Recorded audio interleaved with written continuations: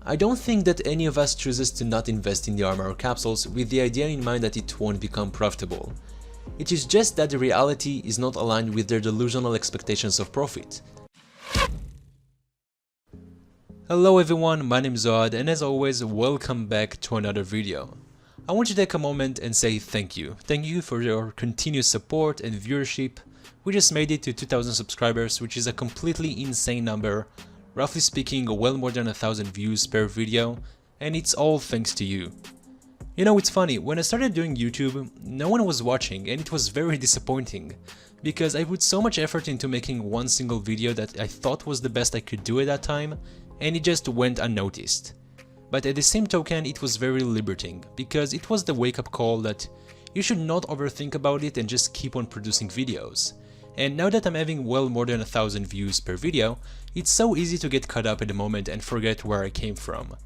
So sometimes I do take a step back and I'm like, that's a lot of people. So really, I just want to say thank you for your help, it means a lot to me, and there is something I want to hear your opinion about, but I will get back to that at the end of this video.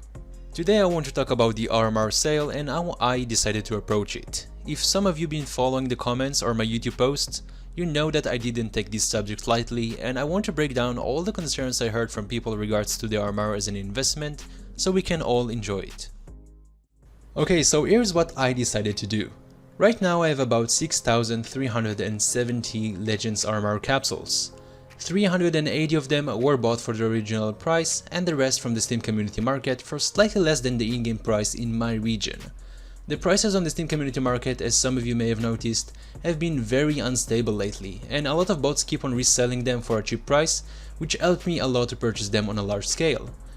As a follow-up to my previous video, if you haven't checked that out, please do. My total average buy point right now is about $0.3, which is amazing. I also bought one Tyloo gold sticker, but I'm not planning to hold it for too long, probably will get rid of it this week. So inevitably, whenever I talk to someone about my RMR investment, they were mostly concerned that it's too much and it won't go so well, because a lot of people are already into that investment. While I do understand this concern, here's my perspective that might help you to figure it out for yourself. First of all, I want to separate the groups of people who are into investments. It is in my belief that the vast majority of people don't have access to thousands of dollars that they can spend. So most of the time, the people that are talking about investing and are an active part of the community probably haven't spent more than $2,000 on their investments. And those same people would most likely be the first ones to sell because they would ultimately need that cash to go on another investment. But putting that aside, there are also lots of people who bought more than 10,000 capsules, and these people are no beginners, they probably know very well what they are doing at this point. So obviously YouTube culture and the fact that streamers unboxing capsules adds a lot to that movement. Your concern is real, there is probably a shitload of people who bought the capsules and we will never be sure what the number exactly is, thanks to the storage units. However, it doesn't mean it's all ruined just yet.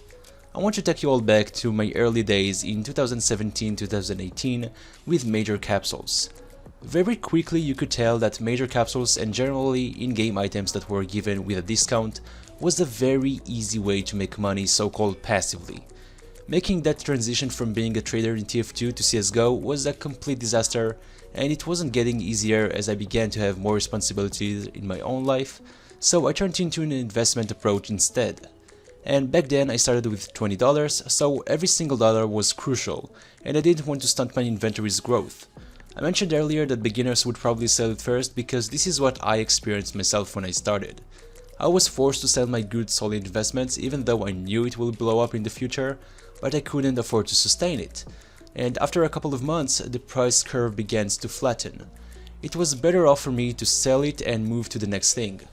There are a couple of things I began to realize as I saw this behavior goes all over again for the past 4 years of my experience. Number 1, the price flatten curve is real. You can easily be dragged into a long investment that should increase steadily over time, but the volumes would decrease rapidly.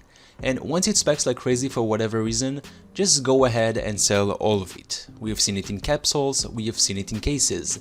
99% of the time this is just a couple of days or months hype, and you will be able to repurchase it later for less than what you sold it for.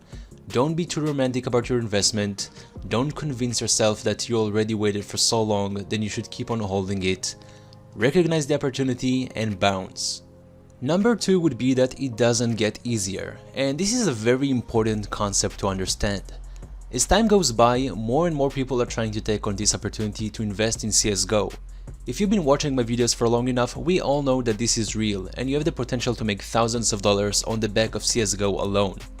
This is not a debate, okay? People are already doing that. And for sure, every major or small event that comes by, it just keeps on growing to a whole different level. The volumes are going crazy than what it used to be, the conversation around it gets much louder, and that's mainly thanks to other YouTubers or people like me. But you could also say that those same people who disrupt CSGO investing are also driving it because they are doing all those stupid unboxing videos which ultimately increase spending. But here is the punchline. It really doesn't get easier. It's becoming unrealistic to expect to double or triple your money in a short time frame like most of you would wish for. So my question to you is, what are you aiming for? Like, what amount of profit would satisfy you? I don't think that any of us chooses to not invest in the Armor capsules with the idea in mind that it won't become profitable.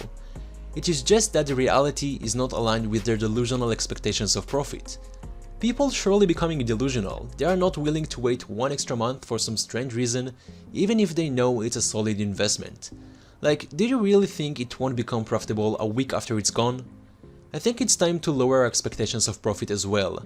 You're telling me I can make a 30% profit out of $3,000 investment in Armor capsules in like 3 to 4 months?